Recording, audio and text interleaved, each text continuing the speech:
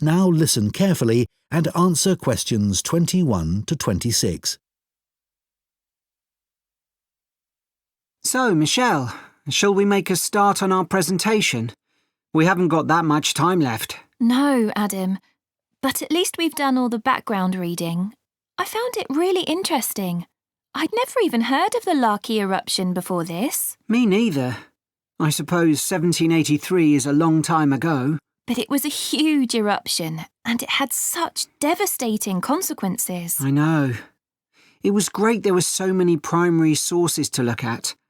It really gives you a sense of how catastrophic the volcano was.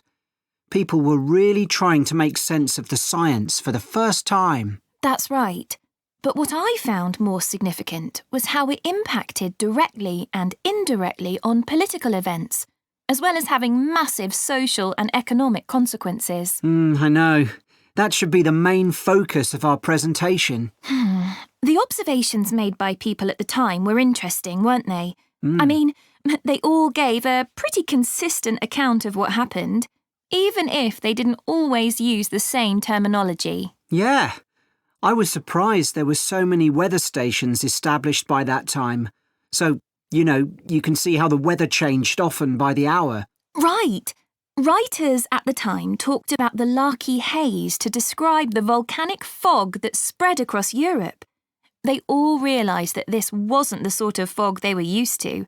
And, of course, this was in pre-industrial times, so they hadn't experienced sulphur-smelling fog before. No, that's true. Reports from the period blamed the haze for an increase in headaches, respiratory issues and asthma attacks. And they all describe how it covered the sun and made it look a strange red colour. Must have been very weird.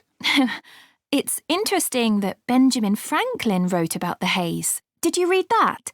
He was the American ambassador in Paris at the time. Yeah. At first, no one realised that the haze was caused by the volcanic eruption in Iceland. It was Benjamin Franklin who realised that before anyone else. He's often credited with that, apparently. But a French naturalist beat him to it. I can't remember his name. I'd have to look it up.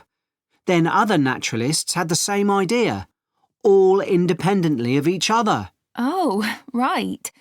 We should talk about the immediate impact of the eruption, which was obviously enormous, especially in Iceland, where so many people died. You'd expect that, and the fact that the volcanic ash drifted so swiftly, but not that the effects would go on for so long, or that 2 years after the eruption, strange weather events were being reported as far away as North America and North Africa. No, I found all that hard to believe too. It must have been terrible, and there was nothing anyone could do about it, even if they knew the ash cloud was coming in their direction. Before you hear the rest of the discussion, you have some time to look at questions 27 to 30.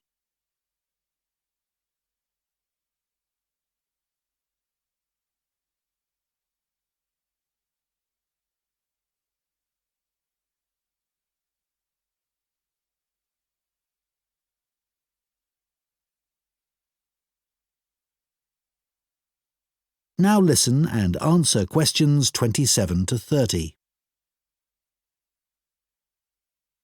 We should run through some of the terrible consequences of the eruption experienced in different countries.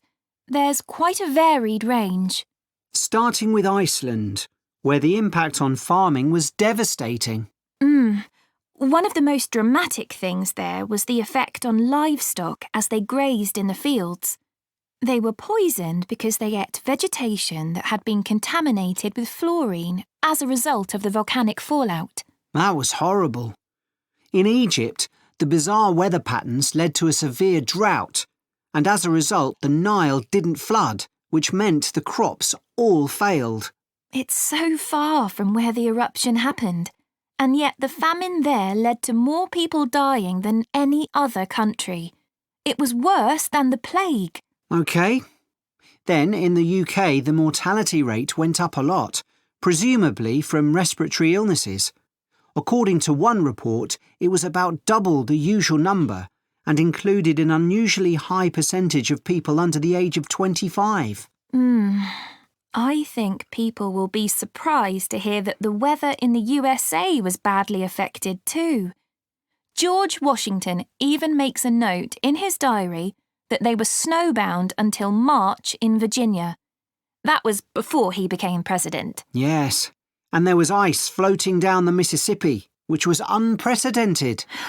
Astonishing, really. Anyway, what do you think we should include next?